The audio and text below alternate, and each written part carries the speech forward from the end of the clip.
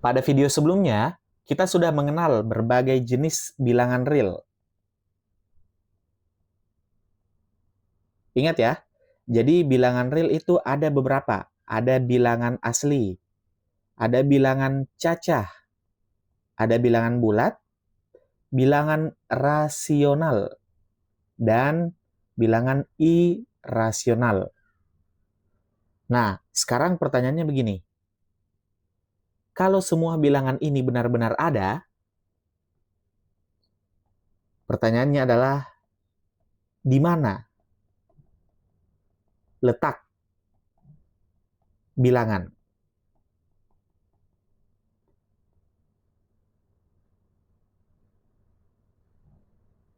Jadi sebenarnya begini, matematika itu memiliki sebuah alat yang sederhana, tetapi sangat penting.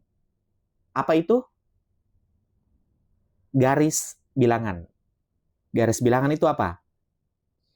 Jadi garis bilangan itu adalah sebuah garis lurus yang digunakan untuk menunjukkan posisi setiap bilangan. Perhatikan ya, kata posisi. Contoh, saya coba gambarkan. Nah, ini dia. Perhatikan, setiap bilangan memiliki satu posisi yang tepat. Artinya, tidak mungkin ada angka 3 berada di dua tempat yang berbeda. Misal 3 sudah ada di sini 3 lagi. Ini tidak mungkin. Begitu pula, tidak mungkin ada dua bilangan menempati satu titik yang sama. Maksudnya dua bilangan berbeda. Misal di sini sudah ada 3, terus di sini juga ada 2. Nah, ini tidak mungkin. Oke? Saya tuliskan begini. Setiap bilangan hanya menempati tepat satu posisi. Tidak mungkin ada bilangan yang berada di dua tempat yang beda. Dan tidak mungkin juga dua bilangan berbeda menempati satu titik yang sama. Intinya adalah satu posisi, satu bilangan. Nah, sekarang saya coba gambarkan ulang garis bilangan. Sekarang, coba perhatikan bagian tengah di sini nih. Kira-kira angka bagian tengah di sini angka berapa? Yap, angka 0. Kenapa kita meletakkan 0 di tengah? Karena 0 ini menjadi batas antara dua kelompok bilangan. Di sebelah kanannya ini adalah bilangan positif, dan di sebelah kirinya terdapat bilangan negatif. Sekarang kita lengkapi. Bagian sini, angka berapa? Yap, 1. Sebelahnya, angka berapa? Iya, 2. Sebelahnya lagi?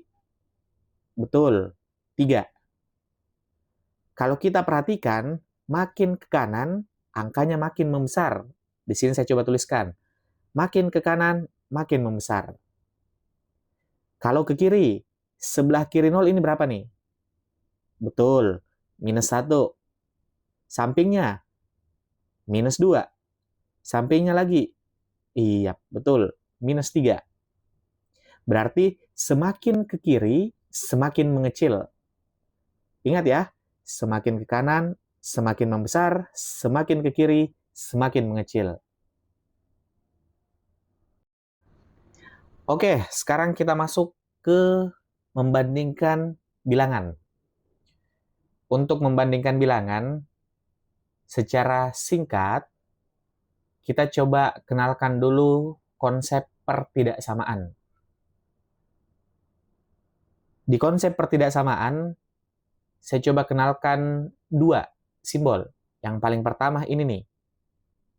Ini adalah simbol lebih dari.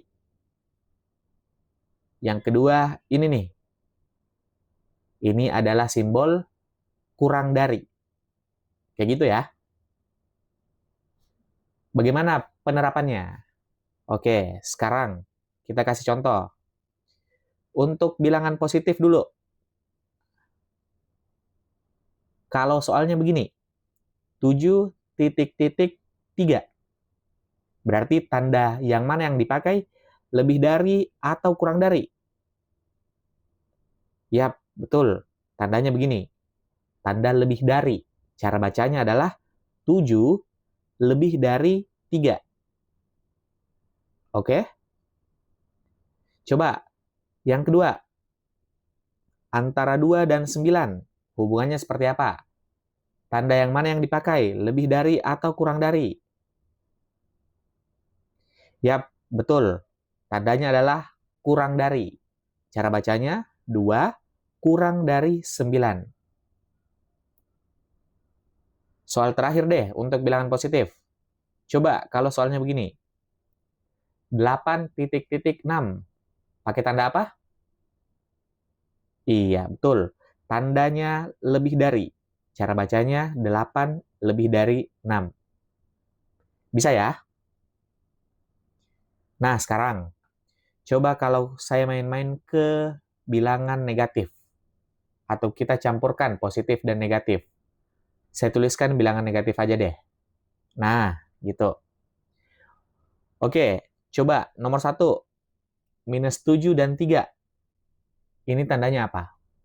Lebih dari atau kurang dari? Nah, loh. Hati-hati. -7 dan 3 itu letaknya di mana? Coba perhatikan garis bilangan yang ada di atas ini. 3 kan adanya di sini. Kalau -7 adanya di mana? Kalau ini kita teruskan, berarti di sini -4, ini -5, -6, -7. -7 adanya di sini nih.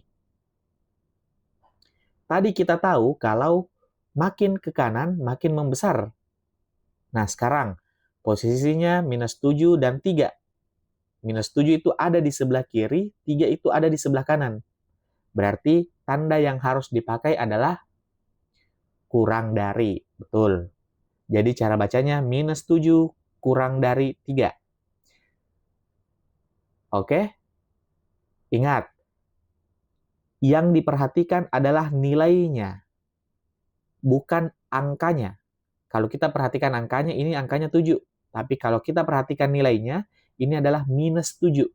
-7 itu adanya di sebelah kiri, angka 3. Makanya kita pakai tanda kurang dari. Bisa ya? Bisa dong. Coba lanjut. Yang kedua, 2 dan -9. Iya, betul. 2 itu ada di sini. -9 itu jauh di sebelah sini nih. Berarti tanda yang dipakai di sini adalah, ya betul, lebih dari. 2 lebih dari -9. Karena 2 itu ada di sebelah kanan, sedangkan -9 letaknya itu ada di sebelah kiri nih. Oke ya? Coba yang terakhir. -8 dan -6. Nah, sama-sama minus. Hati-hati. Di sini -8 dan ini -6. Ingat. Ingat kembali garis bilangan. Coba perhatikan garis bilangan yang di bagian atas. Ini kalau diteruskan, berarti di sini berapa? -4, -5, -6, -7. Selanjutnya -8. -8 adanya di sini. -6 adanya di sini. Makin ke kanan, makin membesar. Jadi yang mana besar? -8 atau -6? Iya, betul. -6 yang besar. Oke? Jadi, untuk soal begini, kalau soalnya dituliskan seperti ini, tanda yang tepat. Yang mana? Lebih dari atau kurang dari? Iya, betul. Tanda yang dipakai adalah tanda kurang dari. Karena -8 itu kurang dari -6. Nah, gitu. Saya ulang, bagaimana cara bacanya? -8 itu kurang dari -6. Karena -8 letaknya ada di sebelah kiri dari -6. Oke, Boy? Oke, dari tadi, contoh yang sering kita pakai selalu bilangan bulat. -3, -2, -1, 0, 1, 2, 3, dan seterusnya. Sekarang pertanyaannya, apakah hanya untuk bilangan bulat? Oke, saya coba gambarkan garis bilangan. Nah, kayak gitu. Angkanya saya coba ambil -1, 0, dan 1. Kalau kalian perhatikan, antara 0 dan 1, ini kan ada ruang kosong di sini nih. Antara -1 dan 0, juga ada ruang kosong di sini. Apakah ini betul ruang kosong?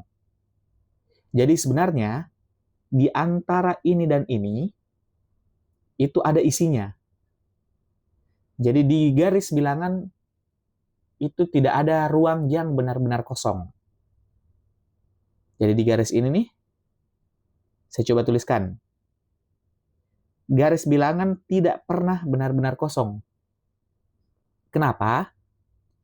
Karena di antara dua bilangan selalu ada bilangan lain. Maksudnya gimana? Maksudnya begini. Saya gambarkan garis bilangan, saya pakai contoh antara 0 sampai 1. 0, 1. Di tengah-tengah antara 0 dan 1, itu ada angka dong. Berapa? Yap, betul. 0,5. Di antara 0 sampai 0,5, pasti ada angka dong. Di antara 0,5 sampai 1, juga ada angka dong. Berapa angka yang ada di sini? Yap, betul. 0,75. Kalau angka yang ada di sini nih, yap, betul, 0,25. Nah, antara 0 sampai 0,25 itu pasti ada angka juga di sini. Jadi di antara dua bilangan selalu ada bilangan lain. Berapa angka yang ada di sini?